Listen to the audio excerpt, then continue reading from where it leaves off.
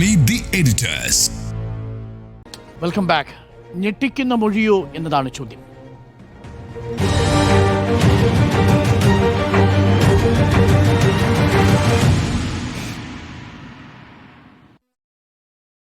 ഇന്ന് വളരെ ഞെട്ടലോടു കൂടിയാണ് നമ്മൾ ആ മൊഴിയുടെ വിശദാംശങ്ങൾ രാവിലെ പ്രേക്ഷകരിലേക്ക് എത്തിച്ചത്.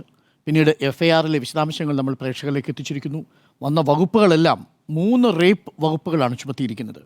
കൂടാതെ ജീവപര്യന്തം വരെ തടവ് ശിക്ഷ ലഭിച്ചേക്കാവുന്ന BNS 18 പ്രകാരമുള്ള നിർബന്ധിച്ച് ഗർഭഛിദ്രം നടത്തിയതിനടക്കമുള്ള വകുപ്പുകളും ചുമത്തിയിട്ടുണ്ട്. 8 വകുപ്പുകളാണ് രാഹുൽ മാങ്കൂട്ടത്തിനെതിരെ. പക്ഷേ യുവതിയുടെ മൊഴി ഞെട്ടിക്കുന്നതല്ലേ? ഞെട്ടിക്കുന്ന മൊഴിയാണെന്നുള്ള കാര്യത്തിൽ സംശയമില്ല. അതാണ് ഈ ബന്ധം തുടങ്ങിയ ശേഷം അത് റേപ്പായി മാറി എന്നുള്ളതാണ് യുവതി പറയുന്നത്.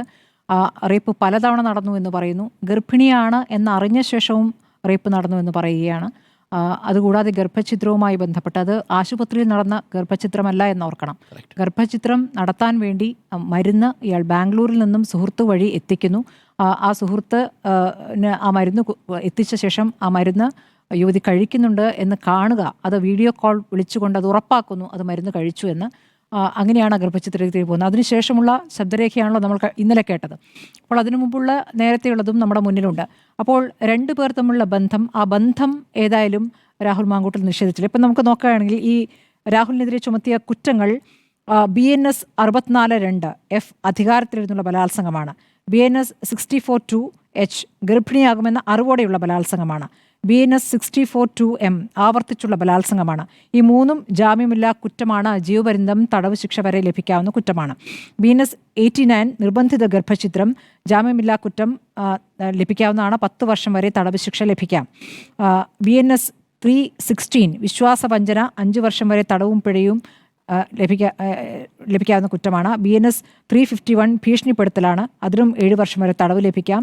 BNS 329 അതിക്രമിച്ചു കടക്കുക, അതായത് ഫ്ളാറ്റിലേക്ക് അതിക്രമിച്ച് കടന്നിട്ട് വരെ ബലാത്സംഗം ഉണ്ടായിട്ടുണ്ട് എന്നാണ് യുവതി പറഞ്ഞിരിക്കുന്നത്. അതും 3 മാസം വരെ തടവും പിഴയും ലഭിക്കാവുന്ന കുറ്റമാണ്. BNS 116 കഠിനമായ ദേഹോപദ്രവം എന്നുള്ളതാണ്. ഈ ഗർഭഛിദ്രവും അതിനുശേഷം ഉണ്ടായ രക്തസ്രാവവും അതൊക്കെ യുവതി ഇന്നലെ പറയുന്നത് നമ്മൾ ഏറ്റവും എന്താ പറയുക ഞെട്ടിക്കുന്ന രൂപത്തിൽ തന്നെയാണ് അത് പറഞ്ഞിട്ടുള്ളത്. അവരുടെ ഒരു നിസ്സഹായാവസ്ഥയിൽ നിന്ന് അവർ കരഞ്ഞുകൊണ്ട് പറയുന്നത് നമ്മൾ കേരളം ഇന്നലെ കേട്ടതാണ്. അതിലും 7 വർഷം തടവ് പിഴയിൽ ലഭിക്കാവുന്നതാണ്. IT നിയമം 66E സ്വകാര്യതാ ലംഘനം എന്നതാണ്. അത് ജാമ്യം ലഭിക്കാവുന്ന കുറ്റമാണ്. പക്ഷേ 3 വർഷം വരെ തടവ് ശിക്ഷ ലഭിക്കാം. ഇങ്ങനെയുള്ള കാര്യങ്ങളാണ് ഇപ്പോൾ ചുമത്തിയിരിക്കുന്നത്. ഇത്രയും കാര്യങ്ങൾ നമ്മൾ അറിയുകയാണ്.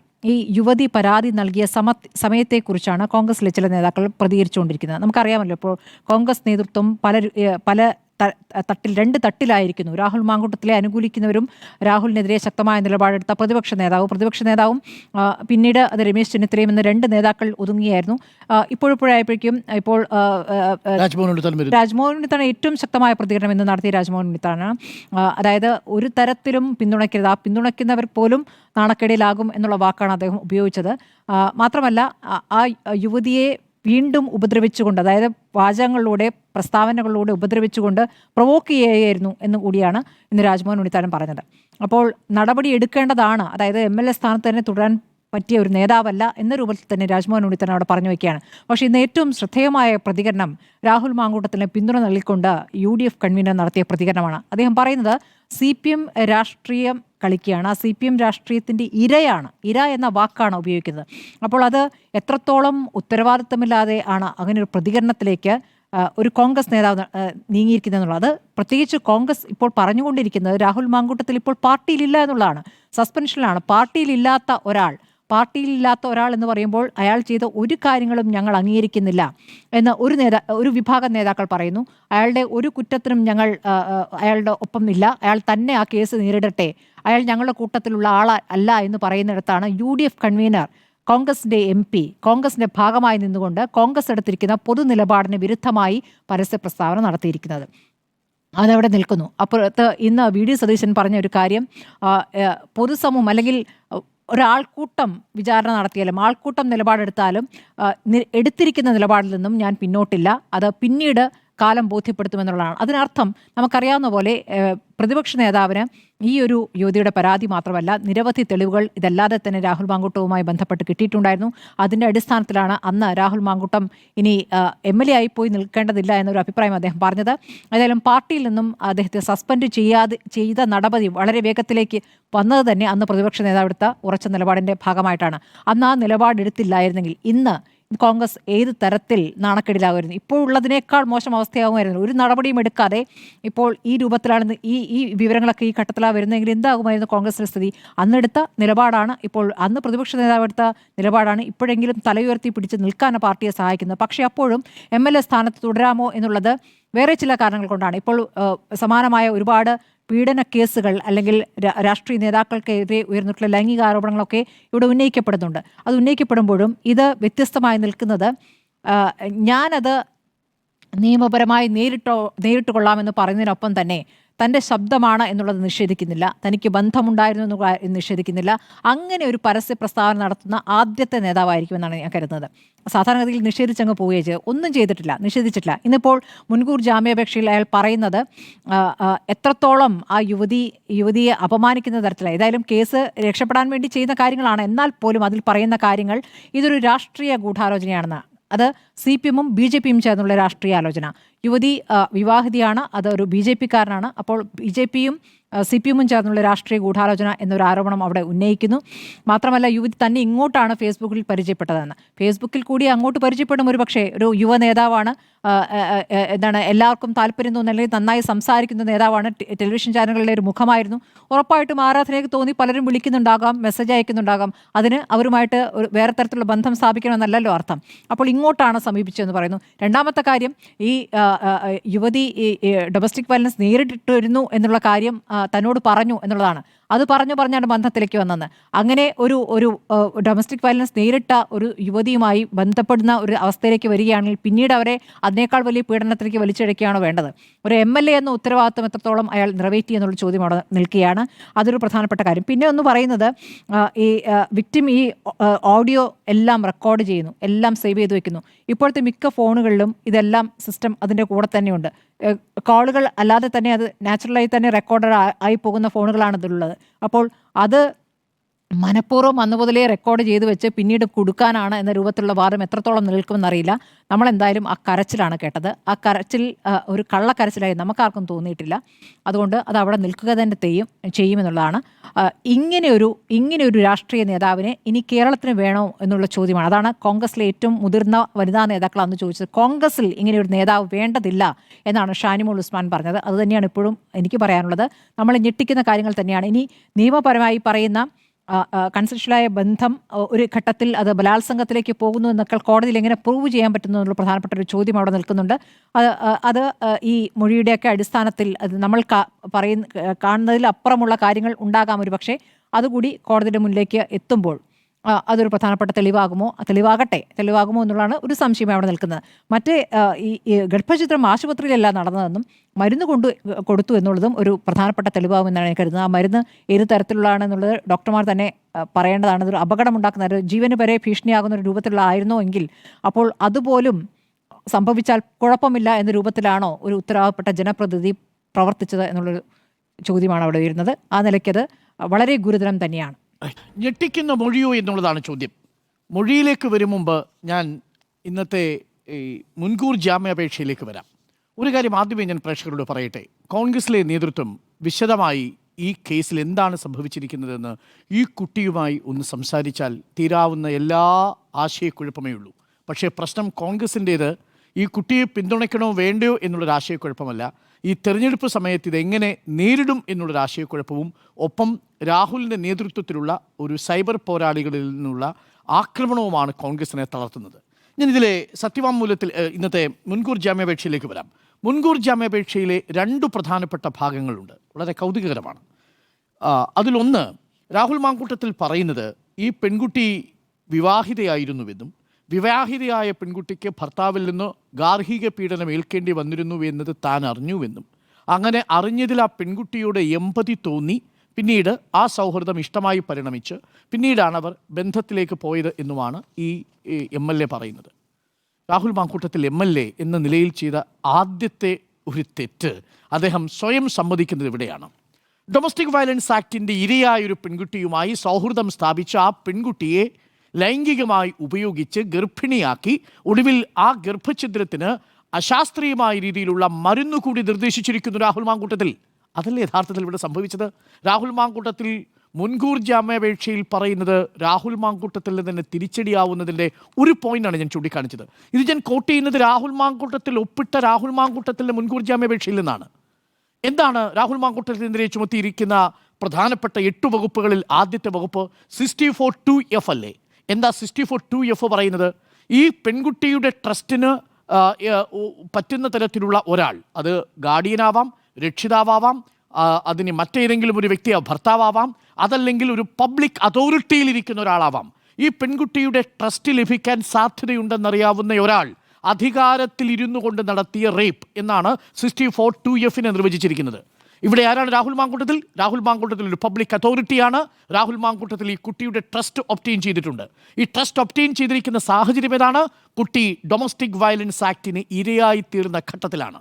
അപ്പോൾ ഗാർഹിക പീഡനത്തിന് ഇരയായ ഒരു പെൺകുട്ടിയെ ഒരു പൊതുപ്രവർത്തകനായ ഒരു ജനപ്രതിനിധിയായ MLA സമീപിക്കുമ്പോൾ ഞാൻ മനസ്സിലാക്കുന്നതനുസരിച്ച് ആ കുട്ടി കൊടുത്തിരിക്കുന്ന മൊഴിയിൽ ഈ പ്രശ്നങ്ങൾ പരിഹരിക്കുന്നതിനു വേണ്ടി, അഥവാ ഈ ഭർത്താവിൽ നിന്ന് ഒരു മോചനം, ഔദ്യോഗികമായ മോചനം, കാര്യം അത് രജിസ്റ്റർ ചെയ്തിട്ടില്ല വിവാഹം എന്നാണ് ഞാൻ മനസ്സിലാക്കുന്നത്, അതുകൊണ്ട് ഇത് പറഞ്ഞ് ഒത്തുതീർപ്പാക്കുന്നതിന് വേണ്ടി MLA സമീപിച്ചു എന്നാണ് ഞാൻ മനസ്സിലാക്കുന്നത്. പക്ഷേ ആ സാഹചര്യം മുതലെടുക്കുകയായിരുന്നു രാഹുൽ മാങ്കൂട്ടത്തിൽ എന്നതല്ലേ ചോദ്യം? ഒരു ഈ പെൺകുട്ടിയുടെ എമ്പതി ഉണ്ടായിരുന്നെങ്കിൽ ഡൊമസ്റ്റിക് വയലൻസ് ആക്ടിന് ഇരയായ പെൺകുട്ടിയെ ഒരു MLA എങ്ങനെയാണ് സഹായിക്കുക? ഒരു അഭിഭാഷകനെ ഏർപ്പാടാക്കി ഈ ഡൊമസ്റ്റിക് വയലൻസ് ആക്ട് ഉണ്ടെങ്കിൽ അത് നിയമത്തിന് മുന്നിൽ കൊണ്ടുവന്ന് മാതൃകാപരമായ ഭർത്താവിനെ ശിക്ഷിക്കുന്നത് ആ പെൺകുട്ടിക്ക് വേണ്ടി മാത്രമല്ല, ഈ രാഹുൽ മാങ്കൂട്ടത്തിന് വോട്ട് ചെയ്ത മുഴുവൻ പെൺകുട്ടികൾക്കും വേണ്ടിയുള്ളൊരു പോരാട്ടമാകുമായിരുന്നു അത്. പക്ഷേ രാഹുൽ മാങ്കൂട്ടത്തിൽ അങ്ങനെയല്ല ചെയ്തത്. രാഹുൽ മാങ്കൂട്ടത്തിൽ ആ ഒരു അവസരത്തിൽ ഡൊമസ്റ്റിക് വയലൻസിന് വിധേയയായെന്ന് രാഹുൽ മാങ്കൂട്ടത്തിൽ പറയുന്ന പെൺകുട്ടിയുമായി ആ സാഹചര്യം മുതലെടുത്ത് ആ ട്രസ്റ്റിനെ മിസ്യൂസ് ചെയ്ത് ആ പെൺകുട്ടിയുമായി സൗഹൃദം സ്ഥാപിച്ച് ആ കുട്ടിയുമായി ബന്ധമുണ്ടാക്കാൻ ശ്രമിച്ചു. ഒടുവിൽ ആ പെൺകുട്ടി ശരിയാണ് 5, 6, 10 തവണ പോട്ടെ 99 തവണയും അവരുടെ റിലേഷൻഷിപ്പ് കൺസെൻഷ്വൽ ആയിരിക്കാം. പക്ഷേ 100ാമത്തെ ഒരു തവണ ഇവരുടെ റിലേഷൻഷിപ്പിൽ ഈ കുട്ടി ഒരു നോ പറഞ്ഞിട്ടുണ്ടെങ്കിൽ അതൊരു കൺസെൻഷ്വൽ അല്ല. അതിൻ്റെ കാരണം എങ്ങനെയാ? ഈ കുട്ടി ഗർഭിണിയായതിനു ശേഷവും ഈ മാന്യദേഹം റേപ്പ് ചെയ്തിട്ടുണ്ട് എന്നുള്ളതാണ്. ഞെട്ടിക്കുന്ന കാര്യമല്ലേ? ഗർഭിണിയായതിനു ശേഷം, അതും ഈ പെൺകുട്ടി നോ എന്ന് പറഞ്ഞതിനു ശേഷം ഈ പെൺകുട്ടിയെ ഈ രാഹുൽ മാങ്കൂട്ടത്തിൽ MLA കീഴ്പ്പെടുത്തിയിട്ടുണ്ടെങ്കിൽ അതാണ് 64(2)(h) പറയുന്നത്. ഗർഭിണിയായ പെൺകുട്ടിയെ റേപ്പ് ചെയ്യുക എന്നുള്ളത് വളരെ പ്രധാനപ്പെട്ട കാര്യമല്ലേ? അതെന്നാ സംഭവിച്ചെന്നറിയാമോ? അതാണ് എന്നെ അത്ഭുതപ്പെടുത്തുന്നത്. ഒരു പബ്ലിക് അതോറിറ്റിയിലിരുന്ന അയാളുടെ നിയമസഭയിലെ കന്നി അടിയന്തര പ്രമേയം അവതരിപ്പിച്ചതിനു ശേഷം അതിൻ്റെ ഉന്മാദം തീർത്തത് ഈ ഗർഭിണിയായ പെൺകുട്ടിയുടെ ദേഹത്താണ്. ഒന്ന് ആലോചിച്ച് നോക്കൂ. ഇതൊരു പൊതുപ്രവർത്തകർ ചേർന്നതാണോ? ഇതാണ് ആ കുട്ടിയുടെ മൊഴി. ഏതായിരുന്നു ആ അടിയന്തര പ്രമേയം എന്ന് പ്രേക്ഷകർ ഓർമ്മിക്കുന്നില്ലേ? ആശാവർക്കർമാരുടെ സമരവുമായി ബന്ധപ്പെട്ടുകൊണ്ട് പൊതുനിരത്തിൽ പാവപ്പെട്ട ആശാവർക്കർമാർ സമരം നടത്തിയപ്പോൾ ആ വിഷയം ഉന്നയിച്ചുകൊണ്ട് നിയമസഭയിൽ ആഞ്ഞടിച്ച രാഹുൽ മാങ്കൂട്ടത്തിൽ പിന്നീട് ചെയ്തതെന്താ? ആ പെൺകുട്ടിയെ ഉപദ്രവിക്കുകയായിരുന്നു, ആ പെൺകുട്ടിയെ റേപ്പ് ചെയ്യുകയായിരുന്നു ആ ദിവസം. അതാണ് നമ്മുടെ മുന്നിൽ വരുന്ന കാഴ്ച. അപ്പോൾ ഇപ്പോൾ പറഞ്ഞിരിക്കുന്ന ഈ മുൻകൂർ ജാമ്യാപേക്ഷയിലെ ഭാഗം തന്നെ രാഹുൽ മാങ്കൂട്ടത്തിൽ ആ കൃത്യം ചെയ്തിരിക്കുന്നു എന്നതിലേക്കുള്ള ഒരു സൂചനയാണ്. അതാണ് ഒരു ഭാഗം. രണ്ടാമത് ഇതിൽ പറയുന്നൊരു ഭാഗമുണ്ട് കേട്ടോ. ഇതിൻ്റെ പ്രഗ്നൻസിയുടെ ഉത്തരവാദിത്വം ഈ പെൺകുട്ടിയുടെ ഭർത്താവിനാണത്രേ. ഉളുപ്പുണ്ടോ എന്ന് മാത്രമേ നമുക്ക് ചോദിക്കാനുള്ളൂ. ഉളുപ്പുണ്ടോ എന്ന്. എന്താണെന്നറിയാമോ? എന്നിട്ട് രാഹുൽ മാങ്കൂട്ടത്തിൽ സ്വന്തം സുഹൃത്ത് ജോബി ജോസഫിൻ്റെ കയ്യിൽ ബാംഗ്ലൂരുവിൽ നിന്ന് മരുന്ന് കൊടുത്തു വിട്ടിരിക്കുന്നു ഈ പെൺകുട്ടിയുടെ പ്രഗ്നൻസി അബോർട്ട് ചെയ്യാൻ അശാസ്ത്രീയമായി. പെൺകുട്ടി വേണമെന്നാവശ്യപ്പെടുന്ന, ഇനി രാഹുൽ മാങ്കൂട്ടത്തിൻ്റെ ഭാഷയിൽ പറഞ്ഞാൽ ആ കൺസെപ്ഷൻ്റെ ഉത്തരവാദിത്വം ഭർത്താവിനാണെങ്കിൽ ഭർത്താവിനും ഭാര്യയ്ക്കും താല്പര്യമുള്ള ഈ കുഞ്ഞിനെ കൊല്ലാൻ രാഹുലിന് എന്തായിരുന്നു ഇത്ര താല്പര്യം? അതാണ് ഞാൻ പറഞ്ഞത്. ഈ പറഞ്ഞിരിക്കുന്ന മുൻകൂർ ജാമ്യാപേക്ഷയിൽ തന്നെ രാഹുലിൻ്റെ കുഴി തോണ്ടിയിട്ടുണ്ട് എന്നുള്ളതാണ് എൻ്റെ ആദ്യത്തെ ടേക്ക്. രണ്ടാമത്, ആ പെൺകുട്ടിയുടെ മൊഴിയിലേക്ക് വന്നാൽ ഒരു പക്ഷിക്കുഞ്ഞ് കരയുന്നത് പോലെയാണ് ആ കുട്ടി മൊഴി കൊടുത്തത് എന്നാണ് ഞാൻ മനസ്സിലാക്കുന്നത്. അതുമായി ബന്ധപ്പെട്ട സോഴ്സിൽ നിന്ന് നമുക്ക് ലഭിക്കുന്ന വിവരമനുസരിച്ച് നമ്മൾ അറിഞ്ഞതിലും തീവ്രവും നമ്മൾ അറിഞ്ഞതിലും രൂക്ഷവുമായ രീതിയിലുള്ള വിഷയങ്ങൾ സംഭവിച്ചിട്ടുണ്ട്.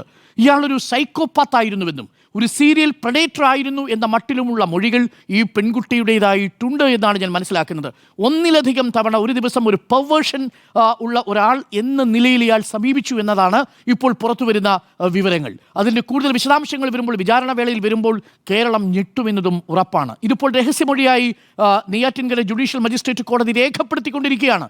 അതാണ് ഏറ്റവും പ്രധാനപ്പെട്ട കാര്യം. രഹസ്യമൊഴിയായി വരുന്നത് ഈ മൊഴിയിൽ നിന്ന് പെൺകുട്ടിക്ക് മാറാൻ കഴിയില്ല. അങ്ങനെ വരുമ്പോൾ രാഹുൽ മാങ്കൂട്ടത്തിലിനെ ഇപ്പോൾ സംരക്ഷിച്ചു നിർത്തിയിരിക്കുന്ന, രാഹുൽ മാങ്കൂട്ടത്തിന് പ്രതിരോധ കവചം ഒരുക്കിയിരിക്കുന്ന കുറച്ചെങ്കിലും വരുന്ന രാഷ്ട്രീയ നേതാക്കളും, ഒപ്പം രാഹുൽ മാങ്കൂട്ടത്തിൽ പ്രതിരോധ കവചം ഒരുക്കിക്കൊണ്ടിരിക്കുന്ന സൈബർ പോരാളികളും ചില അശ്ലീല യൂട്യൂബർമാരും തലയിൽ മുണ്ടിട്ട് നടക്കേണ്ടി വരും എന്നുള്ളതാണ് എനിക്ക് പറയാനുള്ളത്. കാരണം അത്രമാത്രം ഗുരുതരമായ കാര്യങ്ങൾ ഈ വിഷയത്തിൽ സംഭവിച്ചിട്ടുണ്ട്. കൺസെൻഷ്വലായ ഒരു ബന്ധം പിന്നീട് നോൺ കൺസെൻഷ്വലായി മാറുമ്പോൾ ആ നോയെ ബഹുമാനിക്കാൻ പഠിക്കുക എന്നതാണ് രാഹുൽ മാങ്കൂട്ടത്തിൽ ചെയ്യേണ്ടിയിരുന്നത്. 2, ആ പെൺകുട്ടി പലതവണ ആവർത്തിച്ചു പറഞ്ഞിട്ടും ആ പെൺകുട്ടിയെ ക്രൂരമായി ഗർഭിണിയായിരിക്കുന്ന സമയത്ത് റേപ്പ് ചെയ്യുക മാത്രമല്ല, ആ പെൺകുട്ടിയെ നിരന്തരം അതിന് വിധേയമാക്കും. അതിനുശേഷം എന്താ സംഭവിച്ചത്? യഥാർത്ഥത്തിൽ എന്താ സംഭവിച്ചതായി നമ്മൾ മനസ്സിലാക്കുന്നത്, നമുക്ക് ലഭിച്ച സോഴ്സിൽ നിന്ന് ലഭിച്ച വിവരം അനുസരിച്ച് ഈ വിവാഹബന്ധത്തിൽ വിള്ളലുണ്ടാകുമ്പോൾ, രജിസ്റ്റർ ചെയ്യാത്ത വിവാഹബന്ധത്തിൽ കോഹാബിറ്റ് ചെയ്ത 2 പേർ അവരുടെ ബന്ധത്തിൽ വിള്ളലുണ്ടാവുമ്പോൾ അതോ പറഞ്ഞു തീർക്കാൻ വേണ്ടി സ്ഥലം MLA സമീപിച്ച് ആ MLA സമീപിച്ചതിന് ശേഷം ആ സാഹചര്യം മുതലെടുത്ത് രാഹുൽ മാങ്കൂട്ടത്തിൽ ഇവരുമായി ബന്ധത്തിലേർപ്പെടുന്നു. ഒടുവിൽ എന്തു പറഞ്ഞ് വിശ്വസിപ്പിച്ചാണ് ഈ ബന്ധം രജിസ്റ്റർ ചെയ്തിട്ടില്ലല്ലോ, ആ ബന്ധം വേർപെടുത്തി കഴിഞ്ഞാൽ നമുക്കൊരുമിച്ചൊരു ജീവിതം സ്വപ്നം കാണാം എന്ന് പറഞ്ഞ് ഈ പെൺകുട്ടിയുമായി അടുക്കുകയും ഒടുവിൽ എനിക്ക് നിന്നിലൊരു കുഞ്ഞ് വേണമെന്ന് പലതവണ പറഞ്ഞ് ഒടുവിൽ ആ പെൺകുട്ടിയുടെ താല്പര്യത്തിന് വിരുദ്ധമായി ഒരു തരത്തിലുള്ള സുരക്ഷിത മാനദണ്ഡങ്ങളുമില്ലാതെ ബന്ധത്തിലേർപ്പെട്ട് ആ കുട്ടിക്കൊരു കുഞ്ഞിനെ കൊടുക്കാൻ വേണ്ടി അയാൾ ശ്രമിക്കുന്നു എന്ന് പറഞ്ഞ് ഒടുവിൽ കുഞ്ഞുണ്ടായി എന്നറിയുമ്പോൾ അതിനെ അദ്ദേഹത്തിൻ്റെ പതിവ് രീതിയിൽ സുഹൃത്തായ ജോബി ജോസഫിനെ ഉപയോഗിച്ച് ആശുപത്രിയിൽ പോകാതെ, ആശുപത്രിയിൽ പോയാൽ പറയുന്നത് എന്താണെന്നറിയുമോ, ഇത് പുറത്തു വന്നാൽ അത് എൻ്റെ പൊളിറ്റിക്കൽ ഫ്യൂച്ചറിന് നാണക്കേടാണ് എന്നാണ്. ഒന്നാലോചിച്ച് നോക്കൂ, ഒരു മിസ്കാരേജ് നടക്കുമ്പോൾ അത് അത്രയും അപകടകരമായ രീതിയിൽ ആശുപത്രിയിൽ പോകാതെ അത് ചെയ്യിപ്പിക്കുന്നു എന്നുണ്ടെങ്കിൽ എത്രമാത്രം ഗുരുതരമാണ്. ഉത്തരവാദിത്തപ്പെട്ട ഉദ്യോഗസ്ഥനല്ലേ, ഉത്തരവാദിത്തപ്പെട്ട ജനപ്രതിനിധിയല്ലേ ഈ രാഹുൽ മാങ്കൂട്ടത്തിൽ. എന്നിട്ടാണ് അപകടകരമായ പക്ഷാഘാതമുണ്ടാക്കാൻ ശേഷിയുള്ള, ഒരു പക്ഷേ ഈ പെൺകുട്ടിക്ക് മരണം വരെ സംഭവിക്കാൻ സാധ്യതയുള്ള മരുന്നാണ് അശാസ്ത്രീയമായി ഒരു ഫാർമാസ്യൂട്ടിക്കൽ കട കൂടി നടത്തുന്ന ജോബി ജോസഫ് എന്ന സുഹൃത്തു വഴി ബംഗളൂരുവിൽ നിന്ന് എത്തിച്ചതെന്നാണ് ഞാൻ മനസ്സിലാക്കുന്നത്. അതായത് ആ ദിവസം എന്നറിയാമോ, ഈ 2 ദിവസങ്ങളും പ്രേക്ഷകർ ഓർമ്മിക്കണം. ഒന്ന്, ഈ കുട്ടിയെ ക്രൂരമായി ഗർഭിണിയാണെന്ന് അറിഞ്ഞതിന് ശേഷവും റേപ്പ് ചെയ്തത് ആശാവർക്കർമാരുടെ സമരത്തിൻ്റെ അടിയന്തര പ്രമേയം ആദ്യമായി സഭയിൽ അവതരിപ്പിച്ച ദിവസം. 2, ഈ പെൺകുട്ടിക്ക് മരുന്ന് കൊടുത്തത് ഈ നിലമ്പൂരിലെ ഉപതെരഞ്ഞെടുപ്പിൻ്റെ സമയത്ത് ബാംഗ്ലൂരിൽ എത്തിച്ച് കൊടുത്തതിനെക്കുറിച്ച് ആ കുട്ടി വിവരിക്കുന്നുണ്ട്. ഈ കുട്ടി ഇത് കഴിക്കില്ല എന്ന് അറിയാമായിരുന്ന രാഹുൽ മാങ്കൂട്ടത്തിൽ വീഡിയോ കോൾ ചെയ്ത് തെറി വിളിച്ചുകൊണ്ടാണ്, അശ്ലീല വാക്കുകൾ ഉപയോഗിച്ച് തെറി വിളിച്ചുകൊണ്ടാണ് ഈ പെൺകുട്ടിയെ അത് കഴിക്കാൻ പ്രേരിപ്പിക്കുന്നത്. അത് കഴിച്ചു കഴിഞ്ഞതിന് ശേഷം കുട്ടിയുടെ ആരോഗ്യാവസ്ഥ മോശമാവുന്നു. പിന്നീട് ആ കുട്ടി ഒരു ആശുപത്രിയിൽ അഭയം തേടുന്നു. ആശുപത്രിയിൽ നിന്നും വരുന്ന ഡോക്ടർ ചോദിക്കുന്നു, ഇത് ആരാണ് ഈ മരുന്ന് നിങ്ങൾക്ക് തന്നത്? ആ മൊഴികളെല്ലാം രാഹുൽ മാങ്കൂട്ടത്തിന് എതിരാണ്. രാഹുൽ മാങ്കൂട്ടത്തിന് എതിരാവുന്ന ഏറ്റവും പ്രധാനപ്പെട്ട മൊഴിയാണ്. ഒന്ന്, ജോബി ജോസഫിൻ്റെ കയ്യിൽ മരുന്ന് കൊടുത്തു വിട്ടത് എന്തിനാണ്? 2, ഈ പറയുന്ന മരുന്നിൻ്റെ പ്രത്യാഘാതങ്ങൾ, സൈഡ് ഇഫക്റ്റിനെ കുറിച്ച് ഏതെങ്കിലും ഡോക്ടർമാരുടെ പ്രിസ്ക്രിപ്ഷൻ ഉണ്ടായിരുന്നോ? ഇല്ല. ഇത് സാക്ഷ്യപ്പെടുത്തുന്നത് ഡോക്ടർമാരാണ്. അപ്പോൾ സംസാരിക്കുന്ന തെളിവുകളുണ്ട് എന്നുള്ളതാണ് നമ്മുടെ മുന്നിൽ. അതുകൊണ്ട് തന്നെ രാഹുൽ മാങ്കൂട്ടത്തിനെ ഇനിയെങ്കിലും ന്യായീകരിക്കാൻ വരുന്നവർ, അതൊരു വിവാഹിതയാണ് എന്ന പേരിൽ ന്യായീകരിക്കാൻ വരുന്നവർ ദയവ് ചെയ്ത് ആ പരിപാടി അവസാനിപ്പിക്കണം. അത് ആ പെൺകുട്ടിയെ ഇനിയും ഇഞ്ചിഞ്ചായി കൊല്ലുന്നതിന് സമമാണ് എന്നുള്ളതാണ് എനിക്ക് പ്രേക്ഷകരോട് പറയാനുള്ളത്. ഇനി ഒരു കാര്യം കൂടി പറഞ്ഞ് ഞാൻ അവസാനിപ്പിക്കാം. അത് ഈ രാഹുൽ മാങ്കൂട്ടത്തിന് വേണ്ടി ഇപ്പോൾ സൈബർ പോരാളികളായി ഇറങ്ങിയിരിക്കുന്ന ആളുകൾ യഥാർത്ഥത്തിൽ ആരെയൊക്കെയാണ് നിശബ്ദരാക്കാൻ നോക്കുന്നത്? കോൺഗ്രസിൻ്റെ പാളയത്തിലുള്ളവരെ. അതാണ് ആ പാർട്ടി ചെന്നുപെട്ടിരിക്കുന്ന ഒരു പ്രതിസന്ധി എന്ന് പറയുന്നത്. പിന്നെ ഈ തെരഞ്ഞെടുത്ത സമയം ഒരു തെരഞ്ഞെടുപ്പിൻ്റെ സമയമാണ്. തീർച്ചയായിട്ടും അതിൽ രാഷ്ട്രീയ മുതലെടുപ്പുകൾ ഉണ്ടാവും എന്ന് തന്നെ ഞാൻ വിശ്വസിക്കുന്നു. അതങ്ങനെ തന്നെയാണ്. ഇതേ വിഷയം തിരിച്ച് കോൺഗ്രസിൻ്റെ കയ്യിൽ കിട്ടിയാൽ കോൺഗ്രസും രാഷ്ട്രീയ ആയുധമാക്കും. ഇത് മുസ്ലിം ലീഗിൻ്റെ കയ്യിൽ കിട്ടിയാൽ മുസ്ലിം ലീഗും രാഷ്ട്രീയ ആയുധമാക്കും. BJPയുടെ കയ്യിൽ കിട്ടി BJPയുടേതെങ്കിൽ BJPയും രാഷ്ട്രീയ ആയുധമാക്കും. അത് സ്വാഭാവികമായി സംഭവിക്കുന്ന ഒന്നാണ്. അതിൻ്റെ പേരിൽ സ്വർണ്ണക്കൊള്ള മറയ്ക്കപ്പെടുന്ന സാഹചര്യം ഉണ്ടാകുമെങ്കിൽ ഈ സാഹചര്യം വരുത്തി വെച്ചത് കോൺഗ്രസ്സാണ്, കോൺഗ്രസിലെ നേതൃത്വമാണ്. അന്ന് ഈ പ്രതിപക്ഷ നേതാവ് VD സതീശനോടൊപ്പം കോൺഗ്രസിൻ്റെ നേതൃത്വം നിലയുറപ്പിച്ചിരുന്നുവെങ്കിൽ ഈ നാണക്കേട് കോൺഗ്രസിന് കേൾക്കേണ്ടി വരില്ലായിരുന്നു. പൂർണ്ണ ബോധ്യമുണ്ടായിരുന്നു VD സതീശന്. ഇതിപ്പോൾ സജന AICCക്ക് പരാതി കൊടുത്തിട്ടുണ്ട്. സജനയ്ക്കറിയാം പാർട്ടിക്കുള്ളിൽ എത്ര പേർ ഈ വിരുദ്ധനാൽ പീഡിപ്പിക്കപ്പെട്ടു എന്നുള്ള വിവരം. അതുകൊണ്ട് രാഹുൽ മാങ്കൂട്ടത്തിനെ സംരക്ഷിക്കാൻ വേണ്ടി സൈബർ പോരാളികൾ, അവർക്കൊരു പ്രത്യേക സ്വഭാവമുണ്ട്. ആ സൈബർ പോരാളികൾ എന്ന് പറയുന്നത് ഒരു കൊട്ടേഷൻ സംഘമായിട്ടാണ് ഇറങ്ങിയിരിക്കുന്നത്. അതിനകത്ത് തീവ്രമായ കമ്മ്യൂണൽ നിലപാടുള്ളവരുണ്ട്, തീവ്രമായ രാഷ്ട്രീയ നിലപാടുള്ളവരുണ്ട്, അശ്ലീല യൂട്യൂബർമാരുണ്ട്, എന്തിനേറെ പെയ്ഡ് പ്രൊമോഷൻ ചെയ്യുന്ന സിനിമാ താരങ്ങൾ വരെ ഈ പറയുന്ന രാഹുൽ മാങ്കൂട്ടത്തിന് വേണ്ടി അയാൾ കൊടുക്കുന്ന പണത്തിൻ്റെ പുറത്ത് PR പ്രൊമോഷനുമായിട്ട് വരുന്നു എന്നുള്ളതാണ്. അത് ഈ രാഷ്ട്രീയത്തെ നിശ്ചയിക്കരുത്. അത് അപകടകരമായ സാഹചര്യമാണ്. ബാക്കി രാഷ്ട്രീയ ആരോപണങ്ങൾ നേതാക്കൾക്ക് ഉന്നയിക്കാം. ഇത് തെരഞ്ഞെടുപ്പിൻ്റെ സമയമാണ്. ഇത് ഇരയാണെന്ന് പോലും അധിക്ഷേപിച്ചു കഴിഞ്ഞു UDFിൻ്റെ കൺവീനർ. ഇത് ഇരയാണ്. എന്തിനാ? CPM-ന് കിട്ടിയ ഇരയാണ്. നിങ്ങളുടെ കൂട്ടത്തിൽപ്പെട്ട ഒരു MLA എന്ന വേട്ടക്കാരൻ്റെ ഇരയാണ് സാർ. അത് CPM-ന് കിട്ടിയ ഇരയെ മാറുന്നത് എങ്ങനെയാണ്? ആ രാഷ്ട്രീയ ആരോപണങ്ങൾക്ക് നിങ്ങൾ ഉന്നയിച്ചോളൂ. ഇതൊക്കെ പൊതുസമൂഹം കേൾക്കുന്നുണ്ട്. ഒരു പെൺകുട്ടിയുടെ കരച്ചിൽ നമ്മുടെ മുന്നിലുണ്ട്. ആ പെൺകുട്ടിയുടെ കരച്ചിൽ നമ്മുടെ കാതിൽ മുഴങ്ങുന്നിടത്തോളം കാലം രാഹുൽ മാങ്കൂട്ടത്തിൽ ഒരു കഴുകനെ പോലെ എത്ര ഉയർന്നു പറന്നാലും, ആ രാഹുൽ മാങ്കൂട്ടത്തിന് വേണ്ടി എത്രയെത്ര സൈബർ പോരാളികൾ നക്ഷത്രങ്ങൾക്കിടയിൽ ഒരു വലിയ പ്രതിരോധക്കൂട്ട തീർത്താലും അവിടെ നിന്നെല്ലാം രാഹുൽ മാങ്കൂട്ടത്തിനെ താഴെ ഇറക്കാനുള്ള ശേഷി ആ പെൺകുഞ്ഞിന്റെ കരച്ചിലിനും ഞെട്ടിക്കുന്ന മൊഴിയോ എന്നുള്ളതാണ് ചോദ്യം. ജിമ്മി, രാഹുൽ മാങ്കൂട്ടത്തിലിൻ്റെ ഇന്നത്തെ കേസിൻ്റെ സ്ഥിതി പെൺകുട്ടിയുടെ മൊഴി മാത്രമല്ല ഇന്ന് പുറത്തു വന്നത്. ഇന്ന് പുറത്തു വന്നത് രാഹുൽ മാങ്കൂട്ടത്തിലെ മുൻകൂർ ജാമ്യാപേക്ഷയാണ്. കഴിഞ്ഞ 1.5 മാസം കേരളം രാഹുൽ മാങ്കൂട്ടത്തിലെ പുറകെ നടന്ന് ചോദിച്ച 2 ചോദ്യങ്ങൾക്ക് ഇന്ന് എന്തായാലും ആ ജാമ്യാപേക്ഷയിലൂടെ ഉത്തരം വന്നിരിക്കുന്നു. ഒന്ന്, താങ്കൾക്ക് ഈ പെൺകുട്ടിയെ അറിയാം. ഉത്തരമേ ഉണ്ടായിരുന്നില്ല. ഇപ്പോൾ പറഞ്ഞിരിക്കുന്നു, എനിക്ക് ഈ പെൺകുട്ടിയെ അറിയാം. നിങ്ങൾ തമ്മിൽ എന്താണ് ബന്ധം? ഉത്തരം ഉണ്ടായിരുന്നില്ല. ഇന്നിതിനകത്തുണ്ട്, ഞങ്ങൾ തമ്മിൽ അടുത്ത ബന്ധമായിരുന്നു. ഈ പറയുന്ന സംഭവങ്ങളുമായി നിങ്ങൾക്ക് എന്തെങ്കിലും ബന്ധമുണ്ടോ? ആ സ്ത്രീ പെൺകുട്ടി ഗർഭിണിയാണെന്നൊക്കെ പറയുന്നല്ലോ. ഞങ്ങൾ തമ്മിൽ ലൈംഗിക ബന്ധമുണ്ടായിരുന്നു. ഈ 3 കാര്യങ്ങളും ഇന്ന് രാഹുൽ മാങ്കൂട്ടത്തിൽ അദ്ദേഹത്തിൻ്റെ മുൻകൂർ ജാമ്യാപേക്ഷയിൽ പറഞ്ഞു. അപ്പോൾ അത്രയും സമാധാനം എല്ലാവർക്കും വ്യക്തമായെന്ന് തോന്നുന്നു. കോൺഗ്രസ് നേതാക്കൾക്ക് ഇതിൽ തെളിവ് എവിടെ, പെൺകുട്ടി എവിടെ, മുഴുവൻ ചോദ്യങ്ങളും ഉണ്ടായിരുന്നല്ലോ. ഇങ്ങനൊരാളുണ്ടോ എന്ന് തന്നെ സംശയിച്ചിരുന്നല്ലോ. രാഹുൽ മാങ്കൂട്ടത്തിൽ എന്ന് പറഞ്ഞിരിക്കുകയാണ്, എനിക്ക് പെൺകുട്ടിയെ അറിയാം, ഞങ്ങൾ തമ്മിൽ അടുത്ത ബന്ധമാണ്, ഞങ്ങൾ തമ്മിൽ ലൈംഗിക ബന്ധവും ഉണ്ടായിരുന്നു. അപ്പോൾ ആ വിഷയം കഴിഞ്ഞേ ആ തർക്കത്തിൽ ഇനി എന്തായാലും കോൺഗ്രസ് ആയിരുന്നു വരില്ല എന്ന് ഞാൻ വിചാരിക്കുകയാണ്. അടുത്തത്, റിപ്പോർട്ടർ TV ആദ്യം പുറത്തുവിട്ട പിന്നീട് പലരും ഏറ്റെടുത്ത ഒരുപാട് ശബ്ദരേഖകൾ ഉണ്ടായിരുന്നു. ഈ ശബ്ദരേഖ ആണെന്ന് പറഞ്ഞൊരു വിദ്വാൻ ഉണ്ടായിരുന്നു, ഒരു കോൺഗ്രസിൻ്റെ പ്രധാനപ്പെട്ട നേതാവ്. അദ്ദേഹത്തിൻ്റെ അറിവിലേക്ക് പറയുകയാണ്, രാഹുൽ മാങ്കൂട്ടത്തിൽ ഇന്ന് അദ്ദേഹത്തിൻ്റെ മുൻകൂർ ജാമ്യാപേക്ഷയിൽ ഇങ്ങനെ ഒരു ശബ്ദരേഖ ഉണ്ടായിരുന്നു എന്ന് സമ്മതിച്ചിട്ടുണ്ട്. ഭംഗ്യന്തേരേണയാണ്. ഞാനും ഈ പെൺകുട്ടിയും തമ്മിലുള്ള ശബ്ദ സംഭാഷണങ്ങൾ മുഴുവൻ ഇവർ റെക്കോർഡ് ചെയ്യുകയായിരുന്നു. വാട്സാപ്പ് ചാറ്റുകൾ അതും റെക്കോർഡ് ചെയ്യുകയായിരുന്നു എന്നും പറഞ്ഞിട്ടുണ്ട്. ചുരുക്കത്തിൽ രാഹുൽ മാങ്കൂട്ടത്തിൽ പെടുന്നതിൻ്റെ ആദ്യ ഘട്ടം കഴിഞ്ഞു. രാഹുൽ മാങ്കൂട്ടത്തിൽ നല്ല വെടിപ്പായി വൃത്തിയായി ജാമ്യം കിട്ടാനുള്ള ആക്രാന്തത്തിൽ 2 കാര്യങ്ങൾ സമ്മതിച്ചിട്ടുണ്ട്. ബന്ധം, ലൈംഗിക ബന്ധം, അതുപോലെ തന്നെ പുറത്തു വന്ന ശബ്ദരേഖയുടെ വിശ്വാസ്യത. ഇനി പെൺകുട്ടിയുടെ ഇന്നത്തെ മൊഴിയുടെ വിശദാംശങ്ങളിലൂടെ പറഞ്ഞു കഴിഞ്ഞുകൊണ്ട് അതിലേക്ക് പോകുന്നില്ല. അപ്പോഴും പറയണം, ഒരു കാമുകൻ കാമുകിയെ ബലാത്സംഗം ചെയ്യുമോ എന്നൊരു ചോദ്യത്തിന് അങ്ങനത്തെ മനോവൈകൃതങ്ങളെക്കുറിച്ച് പ്രത്യേകം പുസ്തകങ്ങളും പ്രത്യേകം പ്രബന്ധങ്ങളും പഠനങ്ങളും ഡോക്ടർമാർ എഴുതിയിട്ടുണ്ട്. പോയി ഡോക്ടർമാരോട് ചോദിച്ചാൽ അറിയാം, ഇത്തരം പലതരം മനോവൈകൃതങ്ങളുള്ള മനുഷ്യരുണ്ട് നമ്മുടെ ഇടയിൽ, നമ്മൾ പോലും അറിയില്ല. അപ്പോൾ ഇതൊക്കെ നടക്കും എന്നുള്ളതിന് ഒരുപാട് സംഭവങ്ങൾ ഇതിനു മുമ്പും ഉദാഹരണമായുണ്ട്. ഏതെങ്കിലും മനഃശാസ്ത്രം ചോദിച്ചാൽ ആ കാര്യത്തിലുള്ള സംശയം മാറി കിട്ടും. അതിൻ്റെ വിശദാംശങ്ങളിലേക്ക് പോകുന്നില്ല. ശബ്ദരേഖ ശരിയാണല്ലോ രാഹുൽ മാങ്കൂട്ടത്തിൽ. അപ്പോൾ താങ്കൾ അതിനകത്ത് എന്തൊക്കെയാണ് പറഞ്ഞത്? ഒന്ന്, ഇത് അബോർട്ട് ചെയ്യണമെന്ന് നിർബന്ധിക്കുന്ന താങ്കളാണല്ലോ. അതുപോലെ തന്നെ ഇല്ലെങ്കിൽ നീ എങ്ങനെ വളർത്തും എന്നും ചോദിക്കുന്നുണ്ടല്ലോ. അതുപോലെ തന്നെ നീ കൂടുതൽ ഡ്രാമ കളിക്കരുത് എന്ന് വേറൊരു ശബ്ദ സംഭാഷണത്തിൽ പറയുന്നുണ്ടല്ലോ. ഇത്രയും ശബ്ദരേഖ ശരിയാണല്ലോ രാഹുൽ മാങ്കൂട്ടത്തിൽ. അതോടൊപ്പം നമ്മുടെ കുഞ്ഞ് എന്ന് പറഞ്ഞാണ് ഗർഭചിത്രത്തെക്കുറിച്ച് ചർച്ച ചെയ്ത് അങ്ങോട്ടും ഇങ്ങോട്ടും. നമ്മുടെ കുഞ്ഞ്, അപ്പോൾ നീ എങ്ങനെ വളർത്തും? അത് ഞാൻ എങ്ങനെയെങ്കിലും വളർത്തിക്കോളൂ. അപ്പോൾ എൻ്റെ കാര്യം എന്താണ്? നീ കൂടുതൽ ഡ്രാമ കളിക്കല്ലോ, എന്നാൽ നീ അങ്ങ് പോയി ചെയ്. ഇതെല്ലാം പറയുന്നില്ലാത്ത കുഞ്ഞെന്ന് വിളിക്കില്ലേ, തന്തയില്ലാത്ത കുഞ്ഞെന്ന് വിളിക്കില്ലേ, ഇത്രയും കാര്യങ്ങൾ പറഞ്ഞു. ഈ ശബ്ദരേഖകളൊക്കെ ഈ പെൺകുട്ടി റെക്കോർഡ് ചെയ്തതാണെന്ന് ഇന്ന് കോടതിയിൽ സമ്മതിച്ച രാഹുൽ മാങ്കൂട്ടത്തിലെ. അപ്പോൾ ഈ സംഭാഷണം ശരിയാണല്ലോ. എന്നിട്ടാണോ ഈ കുഞ്ഞിൻ്റെ ഉത്തരവാദിത്തം, അബോർട്ട് ചെയ്ത കുഞ്ഞിൻ്റെ ഉത്തരവാദിത്തം എനിക്കല്ല എന്ന് മൊഴിയിൽ ഇന്ന് ജാമ്യാപേക്ഷയിൽ എഴുതി വച്ചിരിക്കുന്നത്? എന്തൊരു വൈരുദ്ധ്യമാണ്! ഇപ്പം തന്നെ കേസ് തോറ്റില്ലേ? നിങ്ങൾ പറയുകയാണ് ശബ്ദരേഖ റെക്കോർഡ് ചെയ്ത് ഇവർ മനഃപൂർവ്വമാണ്. അപ്പോൾ ശബ്ദരേഖ ഉണ്ടെന്ന് സമ്മതിച്ചു.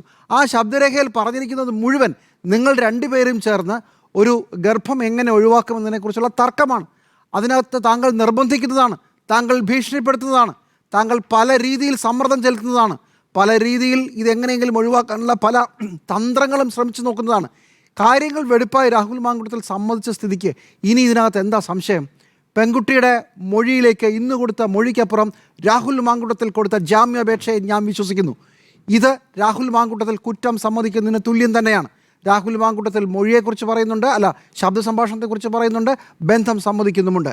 ഇനി രാഹുൽ മാങ്കൂട്ടത്തിൽ എന്ത് ഡിഫൻസ് കോടതിയിലെടുത്താലും ഒരു പക്ഷേ നിയമത്തിൻ്റെ നൂലാമാലകൾ രക്ഷപ്പെടാൻ വക്കീൽ പറഞ്ഞു കൊടുത്ത ഒരു ബുദ്ധിയായിരിക്കാം ഇതെല്ലാം. പക്ഷേ ജനങ്ങളുടെ കോടതിയുടെ മുമ്പിൽ രാഹുൽ മാങ്കൂട്ടത്തിൽ കുറ്റവാളിയായി കഴിഞ്ഞു. കാരണം കഴിഞ്ഞ 1.5 മാസമായി ഞങ്ങൾ പുറകെ എണ്ണം ചോദിച്ചിട്ടും നിങ്ങൾ സമ്മതിക്കാത്ത കാര്യം നിങ്ങൾ സമ്മതിച്ചു.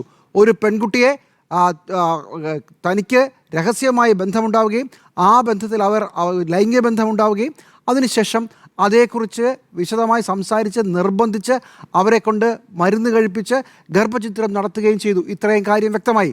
ഇനി രണ്ടാമതൊരു പ്രതി കൂടിയുണ്ട് ഈ കേസിൽ, ജോബി എന്ന് പറയുന്നയാൾ.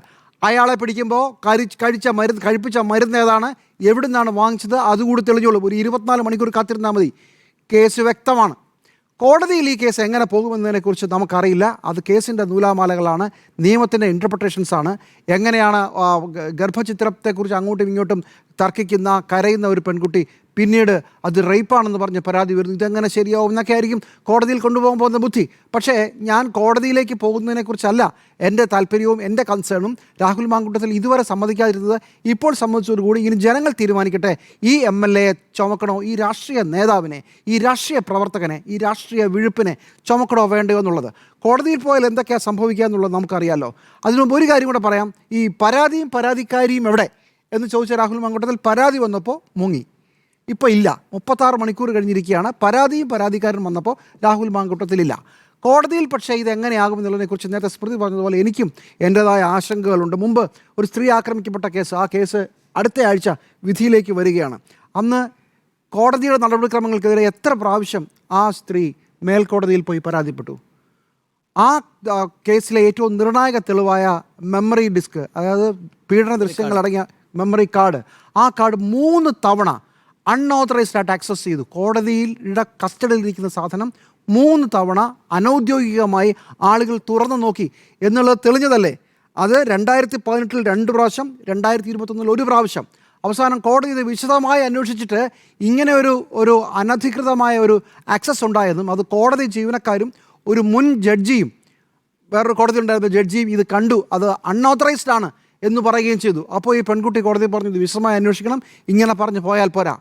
പറ്റില്ല എന്ന് പറഞ്ഞ് മടക്കി കോടതി, മേൽക്കോടതികൾ. അങ്ങനെ നമ്മുടെ നാട്ടിലെ കോടതികൾ എന്തൊക്കെ ചെയ്തു എന്നുള്ളതിനെക്കുറിച്ചുള്ള ഒരു മുൻ ബാക്ക് ഹിസ്റ്ററി നമുക്കുണ്ട്. അതുകൊണ്ട് എനിക്ക് ഈ കേസ് എങ്ങനെ പോകും എന്നുള്ളത് ഇതിൻ്റെ നിയമങ്ങളും നിയമത്തിൻ്റെ നൂലാമാലകളും എല്ലാം കഴിഞ്ഞ ശേഷം പറയാം. അവസാനം എന്നിട്ട് എന്തായി എന്ന് ചോദിക്കുന്ന ഒരു പരിപാടി ഉണ്ടല്ലോ കോടതിയിൽ. ഒരു പക്ഷേ കേസ് ജയിക്കുകയോ തോക്കുകയോ ചെയ്ത് കഴിയുമ്പോൾ അതിനൊന്നും ഞാൻ മെനക്കെടുന്നില്ല. രാഹുൽ മാങ്കൂട്ടത്തിൽ എന്തായാലും സമ്മതിച്ചിരിക്കുന്നു, ഈ കുട്ടിയുമായി എനിക്ക് ബന്ധമുണ്ടായിരുന്നു, അതൊരു ലൈംഗിക ബന്ധമാണ്. അതുപോലെ തന്നെ നിങ്ങൾ കേട്ട ശബ്ദ സംഭാഷണങ്ങളെല്ലാം ഞങ്ങൾ തമ്മിൽ നടത്തിയതാണ്. അത് ഈ കുട്ടി ഒളിച്ചിരുന്ന് റെക്കോർഡ് ചെയ്തതാണ്. ഒളിച്ചിരുന്ന് റെക്കോർഡ് ചെയ്തത് നിങ്ങൾ തമ്മിലുള്ള തർക്കമാണ്, അവിടെ ഇരുന്നോട്ടെ. സത്യമാണല്ലോ രാഹുലേ, നിങ്ങൾ ഈ കുട്ടിയെ നിർബന്ധിക്കുന്നതും നിങ്ങൾ ഈ കുട്ടിയെ ഭീഷണിപ്പെടുത്തുന്നതും നിങ്ങൾ ഈ കുട്ടിയോട് ഗർഭചിത്രം നടത്താൻ നിർബന്ധിക്കുന്നതും എല്ലാം ഞങ്ങൾ കേരളം കേട്ടതാണ്. ഇനി മറ്റൊരു വിധി പ്രസ്താവം ഇതിന് വേണ്ട എന്നുള്ളതാണ് എൻ്റെ നിലപാട്. എനിക്ക് വിശ്വസിക്കാൻ ഇത് ധാരാളം മതി. ഓക്കെ, അപ്പോൾ ചോദ്യം ഇതാണ്, ഞെട്ടിക്കുന്ന മൊഴിയോ?